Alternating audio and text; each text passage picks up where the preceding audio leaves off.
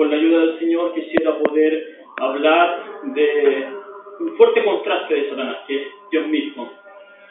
Personajes completamente opuestos entre sí.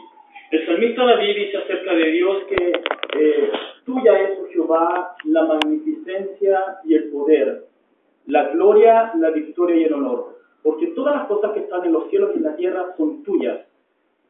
Sigue diciendo David, tuya es, oh Jehová, el reino y tú eres excelso sobre todo. Hablar acerca de Dios en un par de minutos es bastante difícil.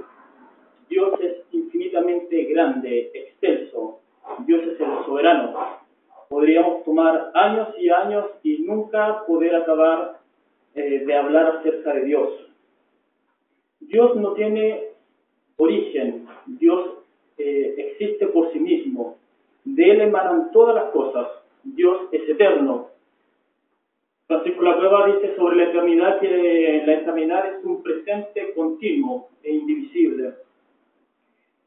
Pablo dice acerca de Dios, oh profundidades de las riquezas, de la sabiduría y de la ciencia de Dios. Cuán insondables son tus juicios e inescrutables son tus caminos.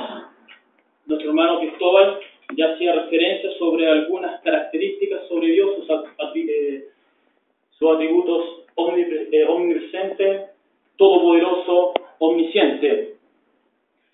Y este Dios al cual nosotros servimos habita en tres personas, la persona del Padre, del Hijo y del Espíritu Santo. Estas tres personas tienen el mismo poder, la misma esencia, la misma sustancia, la misma naturaleza. La palabra de Dios de una y otra manera, nos habla acerca de quién es Dios. Nos habla de que Dios es nuestro amigo fiel.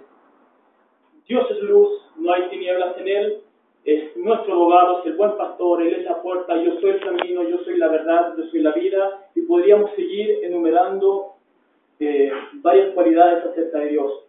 Pero como mi hermano nos estaba hablando, que así como Satanás quiso subir, precisamente en esta reunión quisiera hablar de manera bien breve sobre Filipenses capítulo 5, Filipenses capítulo 2 del versículo 5 al 8.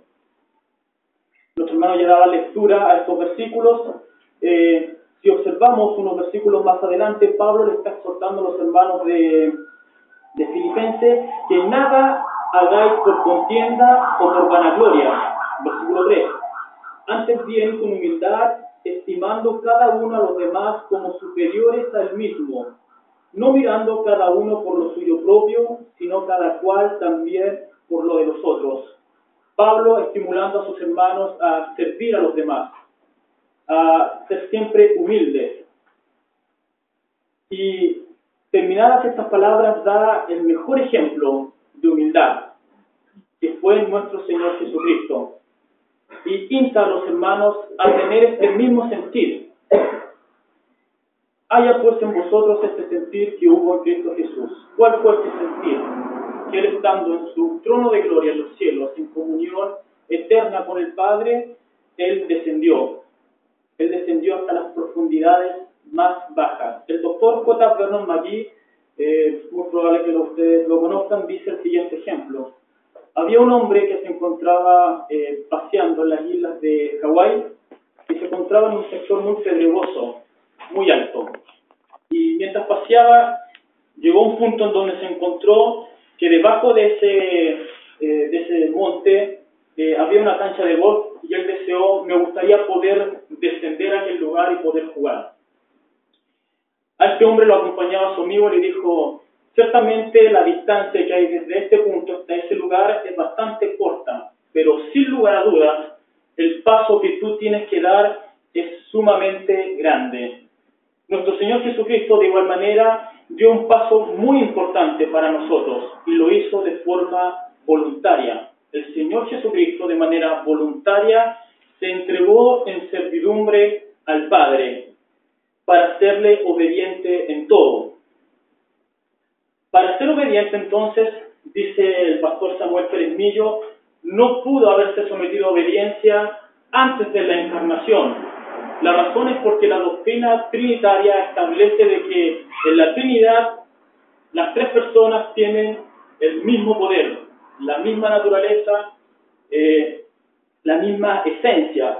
Por lo tanto, debe ocurrir que en la segunda persona de la Trinidad debe producirse un acto que afecte a esta persona para que él pueda venir y ser siervo del Padre, para someterse en obediencia a Él. Y Pablo lo que expresa en estos versículos es cómo el Señor Jesucristo se somete a la obediencia del Padre. ¿De qué manera lo hace? Dice, sino que se despojó a sí mismo, tomando forma de siervo. Para tomar entonces esta forma de siervo, Él debía ser hecho semejante a los hombres. Y estando en la condición de hombre, se humilló a sí mismo. ¿De qué manera se humilló el Señor? Haciéndose obediente hasta la muerte y muerte de cruz. Sigue diciendo el predicador Magui, al exhortar estos versículos, él habla de los 7 pasos de nuestro Señor Jesucristo en descenso a la humillación. El primer paso dice que, siendo en forma de Dios, no estimó el ser igual a Dios. La palabra aquí para forma en el griego original es morfe, que significa mantener la misma esencia. Es decir, nuestro Señor Jesucristo, estando en su trono de gloria, al encarnarse en la persona de su Hijo Jesucristo, Él siguió siendo Dios. Ahora, Dios en esa condición de gloria no estimó el ser igual a Dios como cosa a que aferrarse.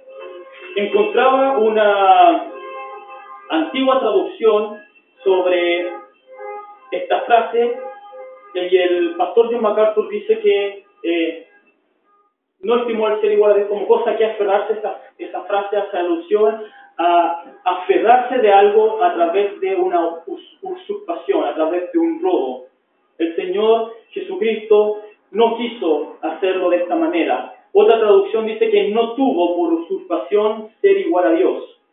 De esta frase puedo concluir 2 cosas. Primero, Jesús no tuvo la necesidad de arrebatar la igualdad con Dios porque Él la tenía por naturaleza. Y en segundo, Jesús no se aferró a la igualdad de Dios reteniéndola celosamente para sí por el amor que Él tuvo por la humanidad.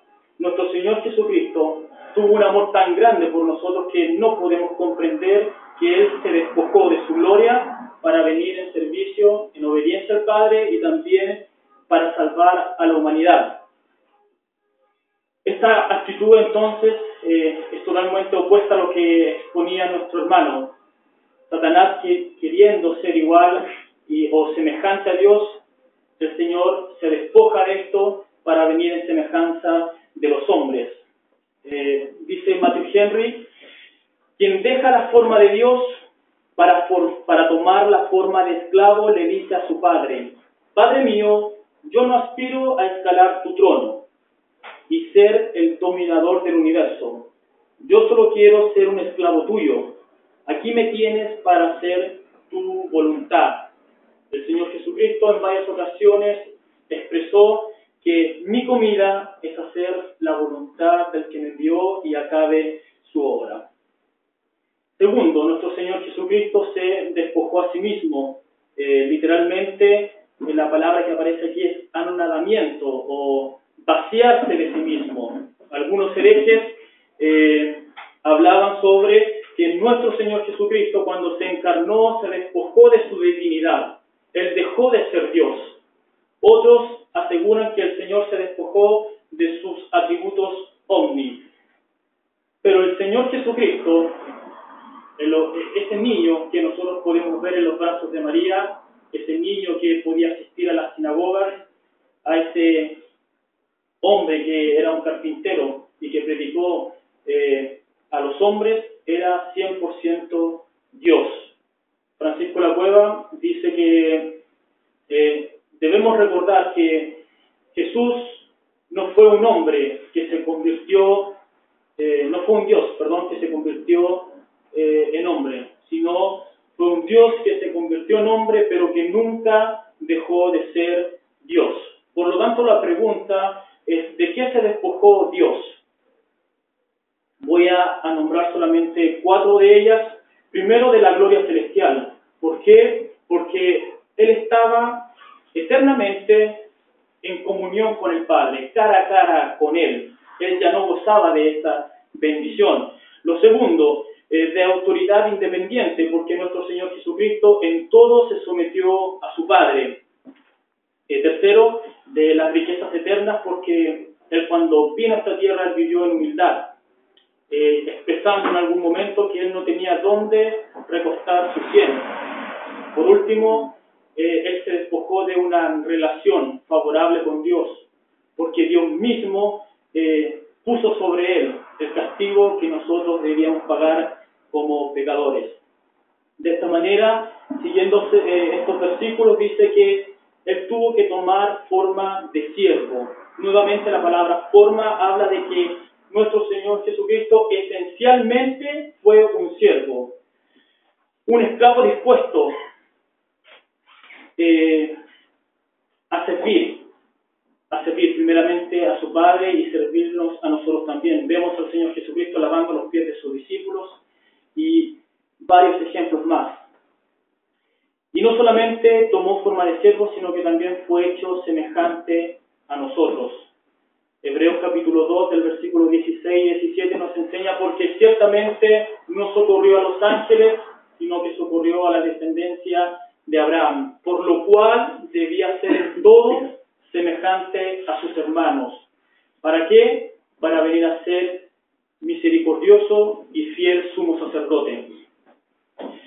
Más adelante también el escritor de Hebreos nos enseña de que no tenemos un sumo sacerdote que no pueda compadecerse de nuestras debilidades, sino que uno fue hecho en todo semejante a nosotros, pero sin pecado. Para ir terminando, en esta condición de hombre, nuestro Señor Jesucristo se humilló, haciéndose obediente hasta la muerte. Dice, leía un escritor, decía, lo entendía de la siguiente manera: se hizo obediente hasta lo último, hasta el final, hasta no dar más. El Señor se sometió al servicio del Padre, a la obediencia del Padre.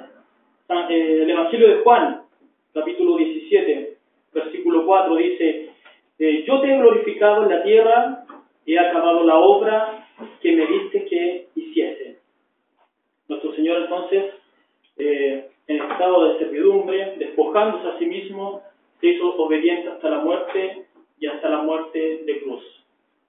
Fue en aquella cruz donde nuestro Señor fue crucificado, donde los hombres le dieron muerte, pero gracias a esa cruz nosotros hoy podemos tener vida eterna. En esa cruz nuestro Señor Jesucristo expresó: consumado es, todo está pagado, todo lo hizo Él en la cruz. Nosotros como hombres ya no podemos llevarle nada delante del Señor. Los quiero invitar a Hebreos capítulo 10, nos dice algo sobre esto.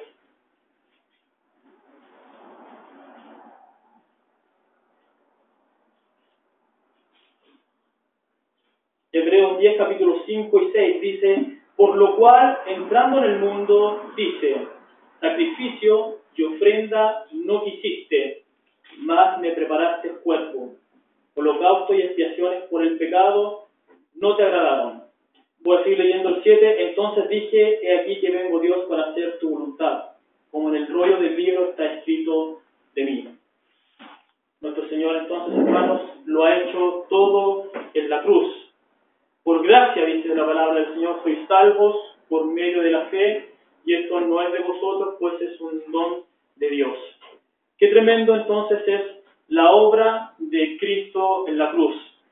Solamente nosotros como creyentes, personas que hemos creído en Jesucristo, debemos acercarnos en humildad, abrazar aquella cruz y darle las gracias y la gloria a Dios por este sacrificio tan extraordinario que ha abierto una puerta de salvación para nosotros y nos ha reconciliado con el Padre. Esto es lo que les puedo compartir en estos en este tiempo, que la palabra del Señor siga corriendo y sea glorificada. Todo esto es para la gloria del Señor.